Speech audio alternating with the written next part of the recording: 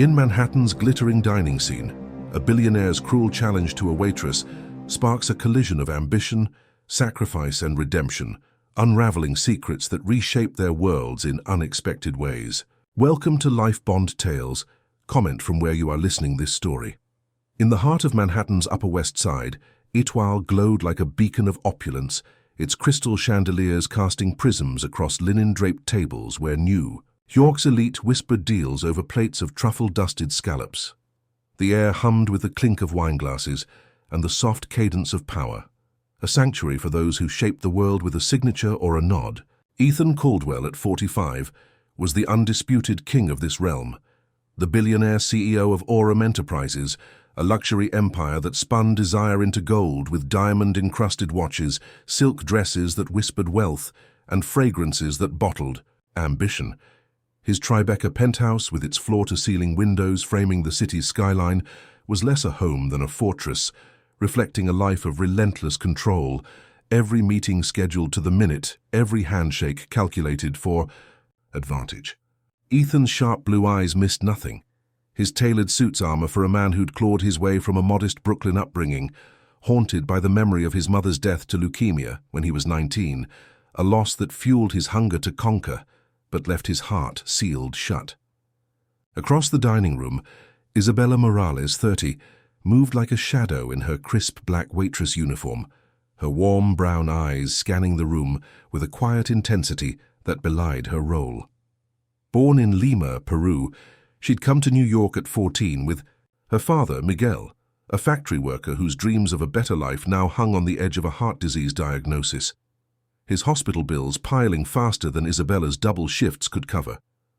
Her hands, calloused from trays and dishwater, told a story of sacrifice, but her posture, straight, unyielding, spoke of a woman who'd once stood at the cusp of a legal career, her Columbia law degree tucked away like a forgotten dream.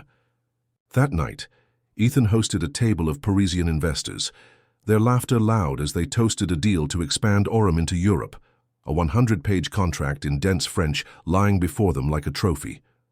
Isabella refilled their glasses with the dancers. Grace, her soft Peruvian accent barely audible as she murmured apologies for a slight delay, her eyes catching the flicker of a lie in a guest's smile. Ethan, mid-sentence, noticed her, a fleeting hesitation as she poured his Bordeaux, and his irritation flared, a spark in his polished facade.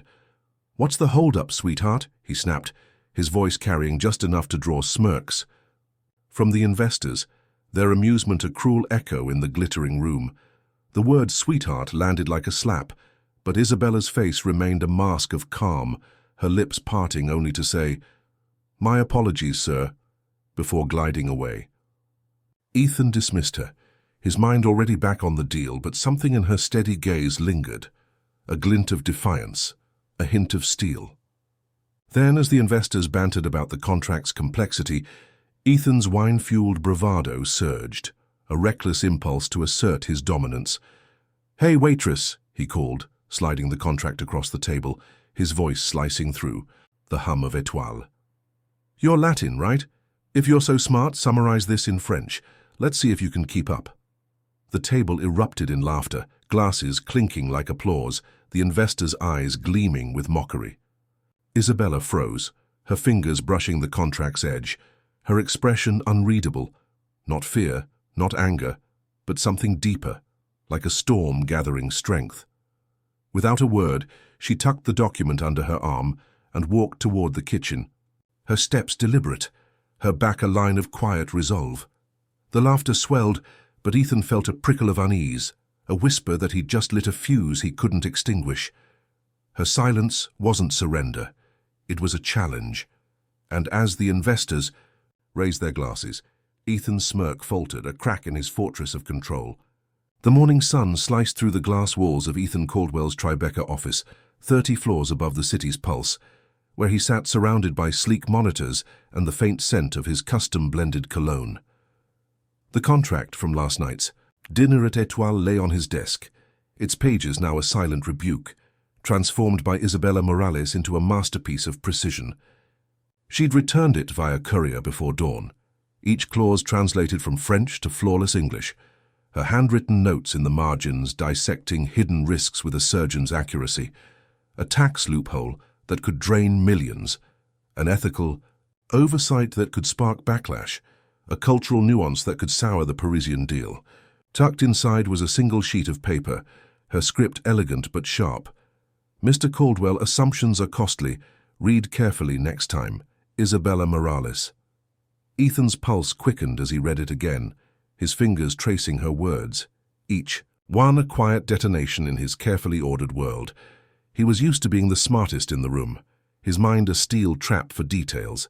Yet this waitress had outmaneuvered him without a word of bravado. Her annotations weren't just technical. They showed a mind that saw the human stakes. Workers' rights, community impact, the ripple effects of greed. Ethan buzzed his assistant, Margaret, a no-nonsense woman in her late 50s whose sharp eyes had seen him through countless deals. "Find out everything about Isabella Morales," he ordered, his voice tight with a mix of irritation and fascination. "Everything, now." By noon, Margaret delivered a dossier that read like a revelation. Isabella, 30, had graduated top of her class from Columbia Law School, specializing in international trade law, her fluency in Spanish, French, Italian, and Quechua making her a standout at a top-tier firm, Harper and Weiss. At 25, she'd saved a tech conglomerate from a $200 million lawsuit, her name whispered in legal circles as a prodigy destined for partnership. But 2 years ago, she'd vanished from the legal world, leaving behind a corner office to pour coffee at Étoile for $16 an hour plus tips. The reason? Her father, Miguel, diagnosed with severe heart disease, his treatments swallowing her savings faster than her lawyer's salary could replenish. The dossier included a photo from her law school days, Isabella, younger, standing in front of a mock trial trophy, her smile radiant, her eyes blazing with ambition, now dimmed by exhaustion. Ethan leaned back, the city's skyline a glittering chessboard he'd mastered, yet this woman had checkmated him with a single move. He reread her note, the words, "Assumptions are costly," burning into him, a mirror to his arrogance. At Étoile that evening, during the quiet lull before the dinner rush, Ethan returned, his usual swagger replaced by a restless curiosity. He watched Isabella from a corner booth, her movements precise as she wiped down tables, her apron slightly frayed at the edges, a testament to her grueling shifts. She handled a demanding patron's complaint with a calm smile, her Spanish accent softening her words, as she diffused his anger with a free dessert. Ethan noticed the way her eyes catalogued the room, missing nothing. The tilt of a guest's head, the tension in a couple's silence. She was a strategist, her battlefield the polished floors of Étoile. Margaret's dossier had revealed more. Isabella volunteered at a community center in Queens, helping immigrants navigate legal mazes, her evenings spent translating documents for families facing eviction. Ethan saw it now in the way she slipped, a plate of risotto to a homeless man outside the back door, her kindness as natural as breathing, her smile soft as she waved off his thanks. His mind flickered to his mother, Clara, whose own kindness had been his anchor until cancer stole her, leaving him to build Aurum as a monument to her memory and a shield against his grief. Isabella's sacrifice for her father stirred something in him, a pang he hadn't felt in years. He approached her as she cleared a table, his voice softer than the night before. "Miss Morales," he said, holding up the translated contract. "This is brilliant. You caught things my entire legal team missed. Why are you here, pouring coffee, when you could be running a courtroom?" Isabella straightened, her eyes guarded but not hostile, her hand still clutching a damp rag. For a moment he thought she'd brush him off. Then she sighed, her shoulders easing just enough to reveal the weight she carried. "My father's sick, Mr. Caldwell," she said, her voice steady but raw, each word a stone laid bare. "His heart condition means endless appointments, surgeries, bills that insurance barely touches. Waitressing gives me the hours to be with him, to hold his hand when he's scared. Law didn't leave room for that." Her words landed like a quiet thunderclap, exposing a truth Ethan had buried. Love over ambition, family over glory. He wanted to argue, to offer his wealth as a solution, but her gaze held him in place, unyielding, daring him to underestimate her again. "You could do both," he pressed, his tone earnest, almost pleading. You're wasting your talent here. Isabella's lips tightened, a spark of fire in her eyes. I'm not wasting anything, she said, her voice sharp but controlled. I'm choosing what matters. You wouldn't understand. The rebuke stung, cutting through his polished exterior, and for the first time, Ethan felt the ground shift. Beneath him, his empire of control trembling under the weight of her truth. Ethan Caldwell couldn't shake the image of Isabella Morales' steady gaze, her words about choosing what matters echoing like a pulse in his mind as he navigated the gleaming corridors of Orem Enterprises. He found himself drawn back to Etoile, not for its Michelin-starred dishes, but for her. Slipping into a corner booth during the restaurant's quiet hours, his coffee untouched as he watched her move with a quiet grace that seemed to defy the chaos around her. She spoke fluent Italian to a couple from Milan, her laughter soft as she recommended a dessert, then switched to Quechua to comfort a nervous busboy, her voice a lifeline in the din. Ethan saw her strength in the smallest acts. How she memorized a regular's order down to the extra olive in his martini, how she deflected a drunk patron's rudeness with a sharp yet polite retort, her wit a shield that never faltered. He was a man who thrived on solving puzzles, and Isabella was an enigma, her intellect and sacrifice a challenge to his world of wealth and control. One evening, emboldened by a rare moment of vulnerability, he approached her during a break, finding her in the alley behind Etoile, sitting on a crate with a cup of tea and a worn copy of The House of the Spirits, its pages marked with notes in her precise script. The city's grit surrounded them, the air thick with the scent of roasted coffee and distant traffic, but her presence was a quiet anchor. Miss Morales, he said, his usual confidence softened by curiosity, Orem needs someone like you. Your mind, your insight, name your price and I'll make it happen. Isabella's eyes met his, guarded but not cold, her fingers pausing on the book's spine. You think I translated that contract to impress you? She asked, her Peruvian accent curling around her words like a melody. I did it because you humiliated me in front of a room full of strangers. I'm not your employee, Mr. Caldwell, and I'm not for sale. Her words cut deeper than he expected, a mirror to his arrogance, but her tone held no malice, only a fierce independence that left him grasping for a response. He sat across from her, the rough crate a stark contrast to his tailored suit, and tried again. You could have it all, money, power, a corner office. You're too good for this. Isabella's gaze hardened, but a flicker of exhaustion softened its edges. You don't get it, she said, her voice low but steady. My father, Miguel, is all I have. He worked his hands raw in factories so I could go to school, so I could dream. Now he's in a hospital bed fighting to breathe, and every penny I make goes to keeping him alive. This job lets me be there when he needs me, not stuck in a boardroom chasing someone else's glory. Her honesty was a blade, slicing through Ethan's assumptions, and for a moment he saw his mother's face, Clara, frail in her final days, her hand in his as the hospital machines beeped their surrender.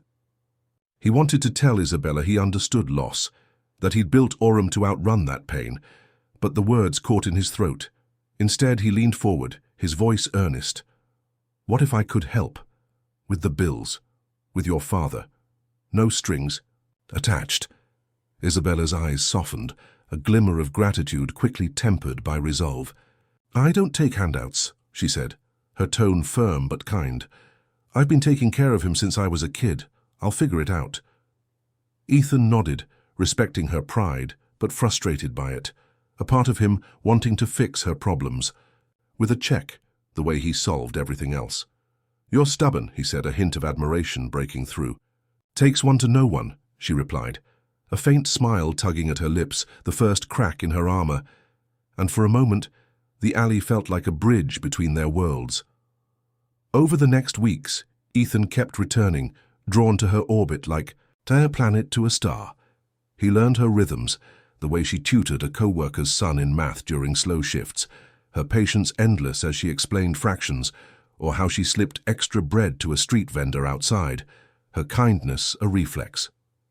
He dug deeper, asking Margaret to expand the dossier, and discovered Isabella's past in fragments, her childhood in Lima, where she'd read law books by candlelight after her mother died young, her teenage years in a cramped Queen's apartment, helping Miguel navigate English while acing her studies, her rise at Harper & Weiss, where she'd outmaneuvered seasoned lawyers in high-stakes deals. But the dossier also revealed her present, a volunteer at a Queen's community center, where she spent nights helping immigrants fight deportations, her legal mind a beacon for those the world overlooked. Ethan saw it in action one evening when he followed her there, watching from a distance as she counseled a young couple facing eviction, her Spanish rapid and reassuring, her navy blazer a symbol of authority in the fluorescent-lit room. She was building something, he realized, not just surviving but carving out a purpose that made his empire feel hollow by comparison. His pursuit wasn't just curiosity now, it was a need to understand a woman who chose duty over ambition, who saw value in what he'd dismissed. But Isabella resisted, her guard up, her focus on her father unwavering. One night, as she wiped down tables at Étoile, Ethan tried again, his voice quieter, almost hesitant. "You're fighting a war, Most. People don't even see," he said, gesturing to the restaurant's chaos. "Let me help you win it." Isabella paused, her rag still, her eyes searching his face for motive. "Why do you care?" she asked, her voice a challenge but softer now, inviting him to prove himself. Ethan faltered, the question exposing a truth he wasn't ready to face, that her strength, her sacrifice reminded him of what he'd lost and what he'd buried under Orum's glittering facade. Isabella Morales's rejection lingered in Ethan Caldwell's mind like a melody he couldn't unhear, her fierce independence forcing him to confront the hollowness beneath his empire's gleam. He began visiting Miguel, her father, at St. Luke's Hospital, slipping into the sterile room with a bouquet of sunflowers, their bright petals a stark contrast to the beeping monitors. Miguel, a wiry man in his 60s with a warm smile despite his frail frame, welcomed Ethan with stories of Lima's bustling markets and Isabella's childhood, how she'd memorized legal terms from borrowed books while he worked late shifts. "She's always been my fighter," Miguel said, his voice thick with pride, his eyes glinting with memories of a girl who'd carried their family through grief. Ethan listened, his usual impatience softened, each visit peeling back layers of his guarded heart. He saw Clara in Miguel's resilience, the way he clung to hope despite his failing heart. And it stirred a longing Ethan had buried since his mother's death, to connect, to mend, to matter beyond his wealth. At Étoile, he watched Isabella with new eyes, noting how she mentored a young busboy, Javier, teaching him English idioms with a laugh that lit up the room, or how she slipped a coat to a shivering delivery driver, her generosity woven into her every move. Ethan's assistant, Margaret, delivered an updated dossier revealing Isabella's quiet ambition. She was building Morales Legal Aid, a non-profit in a modest Queen's storefront, its walls lined with case files for tenants fighting evictions and workers denied wages. She'd secured a small grant from a legal foundation, leveraging her old law school connections, and turned down a lucrative offer from a rival firm to focus on her vision. Ethan drove to the office one evening, his Bentley out of place among the graffiti-strewn streets and food carts, and found Isabella counseling a single mother, her voice steady as she explained lease rights in rapid Spanish. The room hummed with purpose. Interns sorting files, a whiteboard listing cases, a young law student named Carla typing notes with fierce focus. Isabella's navy blazer hung on a chair, a symbol of her authority, her hair loose for once, framing a face etched with determination. Ethan stood in the doorway, unnoticed, awed by the world she was building, a stark contrast to his sterile boardrooms. He approached her later as she locked up, the city's neon glow casting shadows on her tired face. "This is incredible," he said, gesturing to the office. "You're not just helping people, you're changing lives." Isabella nodded, her eyes wary but curious. "It's what I know," she said, her Peruvian accent softening her words.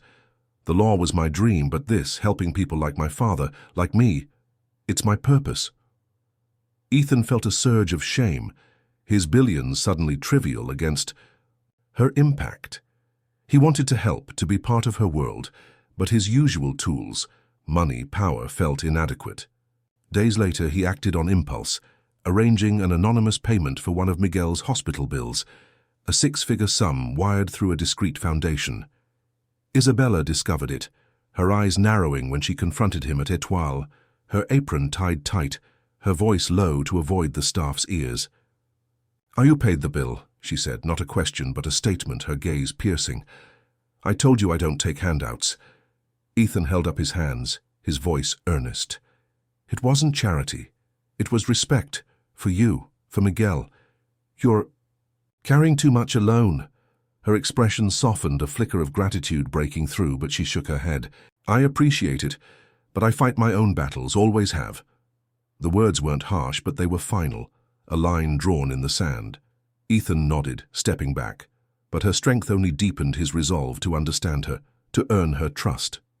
He began joining her at the community center, sitting in on her workshops, watching her guide immigrants through legal forms with a patience that seemed infinite. One night, he saw her tutor Carla, a shy 17-year-old dreaming of college, her eyes bright as Isabella reviewed her essay, offering gentle corrections. "You're going to soar," Isabella told her, her voice warm but firm. "Believe in yourself, and no one can stop you." Ethan felt a pang. How many people had he overlooked, their potential buried under his pursuit of profit? He shared a memory with Isabella over coffee in the center's cramped break room, the smell of instant brew mingling with the city's, "My mother used to believe in people like that," he said, his voice quieter than usual. "She'd see a kid struggling and say, 'Give them a chance, Ethan. Everyone's got a spark.' I forgot that somewhere along the way." Isabella listened, her eyes softening, and for the first time, she didn't push him away. "You're remembering now," she said, a faint smile curving her lips. "That's a start." Their conversation was cut short by a call from Miguel's doctor, her face tightening as she rushed to the hospital.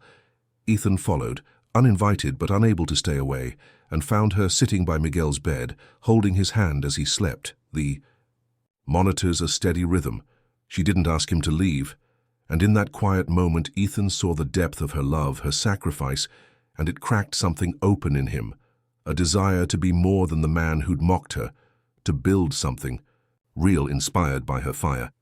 Isabella Morales' fire had ignited something in Ethan Caldwell, a spark that flickered against the cold machinery of his ambition.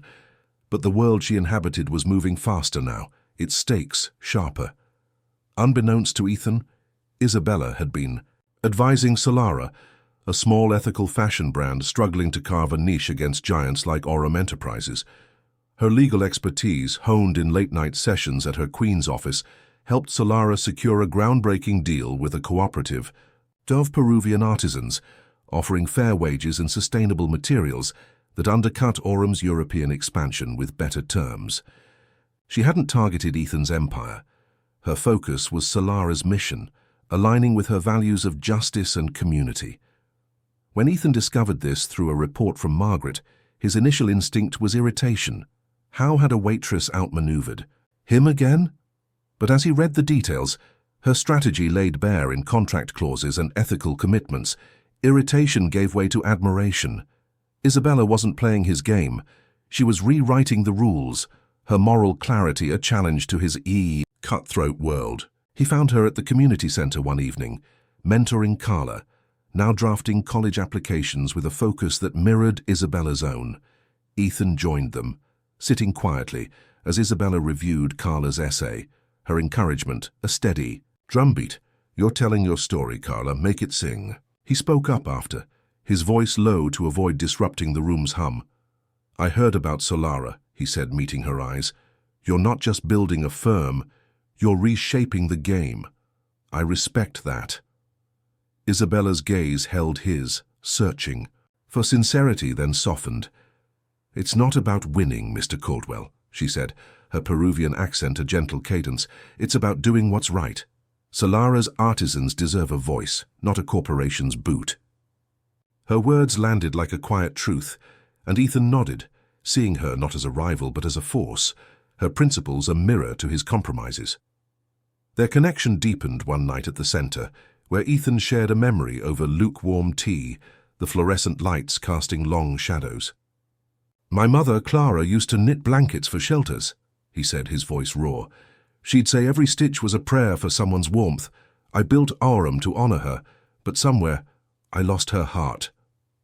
Isabella listened, her eyes steady, and for the first time she shared a piece of her own past. My father taught me to fight for what's mine, she said, her voice soft but fierce. When we left Lima, he carried me through a new world, scared but unbowed. I'm fighting for him now and for others like us. The moment felt like a bridge, their losses intertwining, but Isabella's focus remained on her work, her father, her purpose. Then came the twist. Isabella's legal aid uncovered a case that hit too close to home, a group of immigrant workers exploited by a supplier tied to an Aurum partner, their wages stolen, their contracts predatory. She'd been digging into the case for weeks, her nights spent poring over documents in her cramped office, unaware of the connection to Ethan's empire.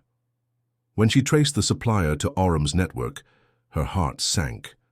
Not out of malice toward Ethan, but because the workers' stories echoed her father's struggles in New York's factories. She didn't confront him immediately. Instead, she filed a lawsuit, her briefs a masterclass in strategy demanding accountability. Ethan learned of it through an urgent call from his legal team, their voices tense as they outlined the case's potential to tarnish Aurum's reputation. He drove to Isabella's office, the Queen's streets alive with vendors and music, and found her reviewing files with Carla, her navy blazer draped over a chair, her face etched with resolve. "You're suing my partner," he said, not accusing, but seeking clarity, his voice steady despite the storm in his chest. Isabella looked up, her eyes unflinching. "I didn't know it was your partner at first," she said, her tone calm but firm. "But these workers, mothers, fathers like my own, they're owed justice. If Aurum's tied to this, you need to fix it." Her words were a challenge, not to his pride but to his conscience, and Ethan felt the weight of his empire's sins. He could have fought back, leveraged his wealth to bury the case, but her fire, her unwavering commitment to the unseen, held him in place. "What do you need from me?" he asked, his voice quieter now, a surrender to her truth. Isabella studied him, her gaze softening but resolute. "Stand with them, not above them," she said. "Your name carries weight. Use it for good." Ethan left her office, the city's pulse loud in his ears, and spent the night reviewing the case, his mind racing with the implications. He saw Clara's face, her gentle insistence on doing right, and realized Isabella was offering him a chance to reclaim that legacy. The next day, he met with his board, their protests loud as he proposed auditing Aurum's supply chain, a move that could cost millions but save the company's soul. Isabella's lawsuit was gaining traction, her name whispered in legal circles as a beacon for justice, and Ethan knew he had to act, not to win her approval, but to be the man she believed he could be. Ethan Caldwell stood before his board. At Aurum Enterprises, the Manhattan skyline a glittering backdrop through the glass walls, and faced their outrage with a calm he hadn't known he possessed. Isabella Morales' lawsuit against their supplier had exposed a rot in Aurum's supply chain, and Ethan's proposal to audit every partner and fund reparations for the exploited workers sparked fierce resistance. "You're chasing ideals. Over profit," one director snapped. But Ethan's resolve, forged in the fire of Isabella's challenge, held firm.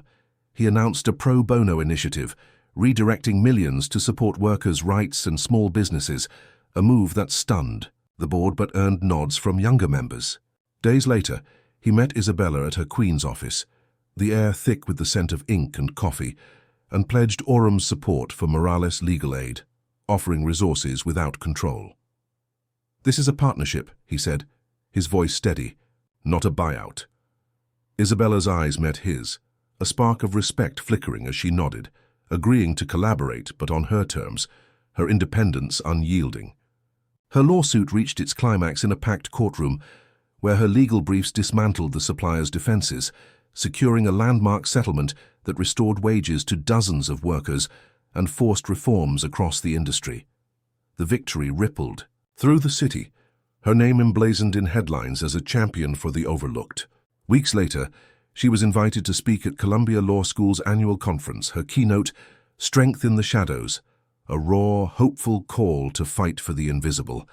Standing on stage in her navy blazer, her voice steady with her Peruvian lilt, she spoke of her father's sacrifices, her own journey as an immigrant and the power of seeing those the world ignores. "We're not shadows," she declared. "We're unstoppable." The applause was thunderous, clips of her speech spreading online, inspiring students and activists worldwide. Ethan watched the video in his office, a lump in his throat, her words a beacon for the man he was becoming. 4 years later, Morales Legal Aid had grown into a global force, with offices in Chicago and Houston, each a hub for justice, saving families from eviction, securing visas for refugees, and empowering small businesses against predatory lenders.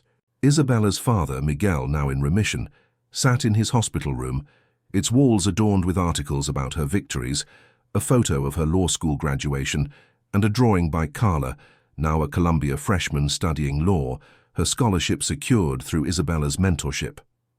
A small radio played Peruvian folk tunes, a nod to Miguel's love for his homeland, and he clutched Isabella's hand, his smile radiant. "My warrior," he whispered, his pride alight in his weary eyes.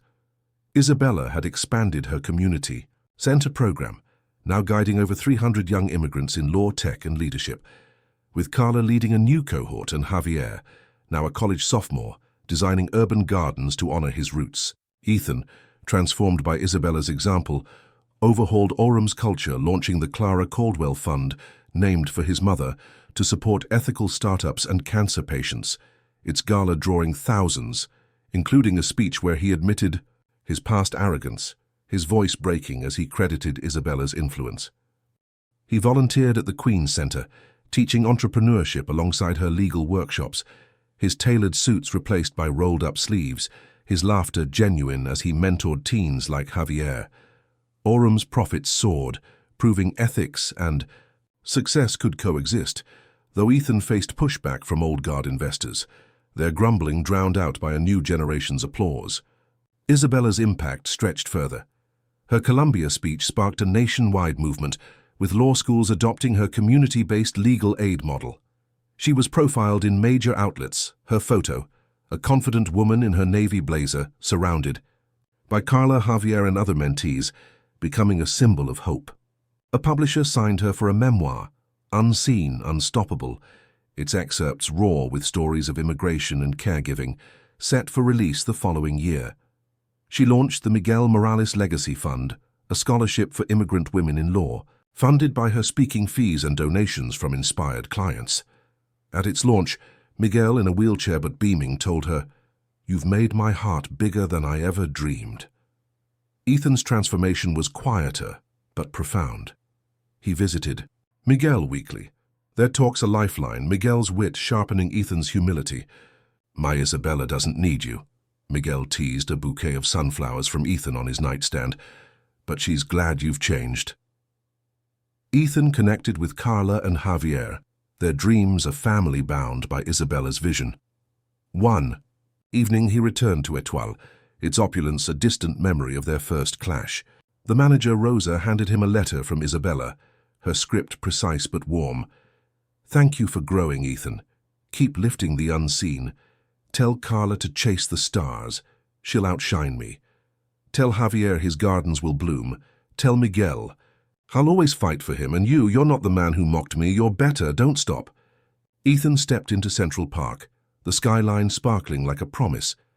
The letter tucked beside a photo of Clara, her smile wild and free. Isabella hadn't just built a firm.